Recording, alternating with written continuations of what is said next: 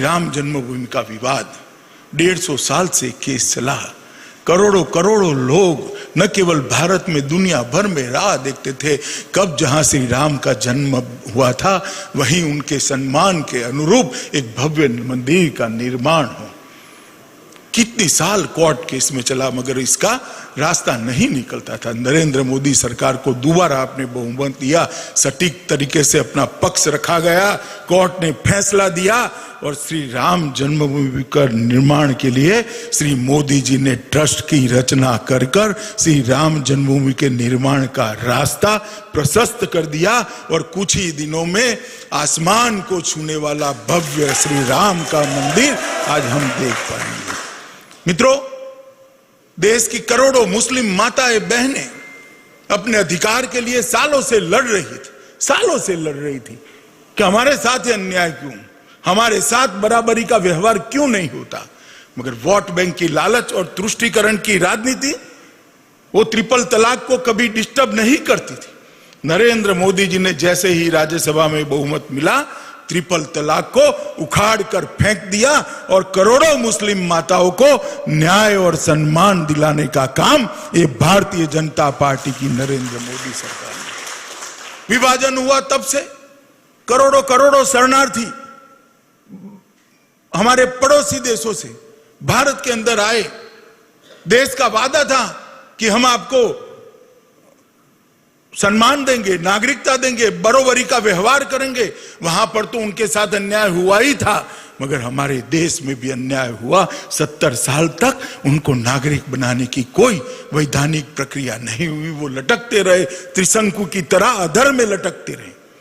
नरेंद्र मोदी सरकार आई, citizenship amendment act आया और वो करोड़ों शरणार्थियों को आज भारत के नागरिक बनने का सम्मान ये भारतीय जनता पार्टी की नरेंद्र मोदी सरकार ने दी। मित्रों, जब चुनाव होता था मैं राहुल बाबा को देखता था, मीडिया भी उनको बहुत दिखाती, तो राहुल बाबा गरज गरज कर बोलते थे किसानों के ऋण माफ कर दीजिए, किसानों के ऋण माफ कर दीजिए, किसानों के ऋण माफ कर दीजिए।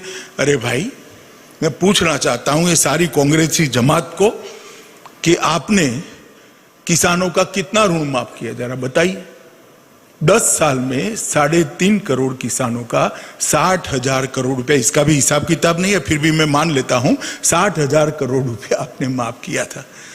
नरेंद्र मोदी जी ने किसान सम्मान निधि लाकर 9.5 करोड़ किसानों के बैंक अकाउंट में 72,000 करोड़ रुपया डालने का, और एक बार नहीं हुआ है।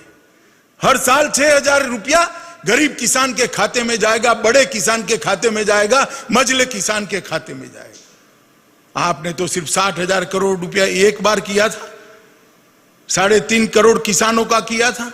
हम 9.5 करोड़ किसानों को हर साल 6,000 रुपया देंगे और ये किसानों को नरेंद्र मोदी जी ने दी हुई बहुत बड़ी सौगात है। मित्रों, दुकानदार, असंगठित क्षेत्र, श्रमिकों को पेंशन की योजना, व्यापारी कल्याण बोर्ड का गठन कर छोटे और मझले व्यापारियों के कल्याण की व्यवस्था करना और तीनों सेनाओं के बीच में संकलन हो, इसलिए सीडीएस की रचना करने का काम भी भारतीय जनता पार्टी की नरेंद्र मोदी सरकार ने की। मित्रों, जब कांग्रेस की सरकार थी, मनमोहन सिंह जी प्रधानमंत्री थे, उन्होंने आरसेप की नेगोशिएशन की शुरुआत की थी।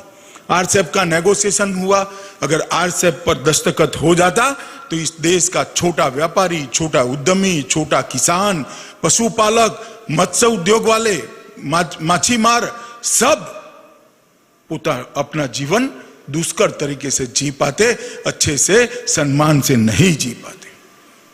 परंतु नरेंद्र मोदी जी को यह मालूम था कि आरसेप पर सिग्नेचर करने का, आरसेप में शामिल होने का परिणाम क्या हुआ है। उन्होंने आरसेप की मीटिंग के अंदर कहा कि देश गांधी का देश है, मैं गरीब किसान, छोटे मजदूर और मेरे मछुआरे भाइयों को दगा नहीं कर सकता, उनके हित की मुझे सोचनी होगी और इसलिए मेरी आत्मा इस पर सिग्नेचर करने का, इस पर दस्तखत करने का अनुमति नहीं देती है। और हम आरसेप से बाहर हुए और आज हर छोटा व्यापारी, छोटा एमएसएमई का उद्योगपति, उद्यमी आज अपने आप को बचा हुआ महसूस कर रहा है। ऐसे बड़े बड़े फैसले मोदी जी ने 5 साल के अंदर लिए। आदिवासी भाइयों को मुख्य धारा में लाने के लिए लगभग 400 नए एकलव्य रेसिडेंशियल स्कूल बनाने की शुरुआत की और आदिवासियों के लिए भी ढेर सारे काम किए, दलितों के लिए भी ढेर सारे काम किए,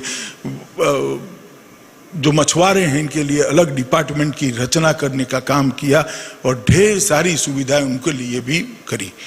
ये सरकार 5 साल और 1 साल 6 साल के संपुट के अंदर गरीब, किसान, आदिवासी, दलित, छोटा व्यापारी, मझला उद्योगपति, छोटा उद्यमी, इस सब के लिए अनेक नए रास्ते खोले हैं और एक कठिन काल के अंदर नरेंद्र मोदी सरकार इनके बड़े भाई की भूमिका निभाते हुए आगे बढ़ रही है।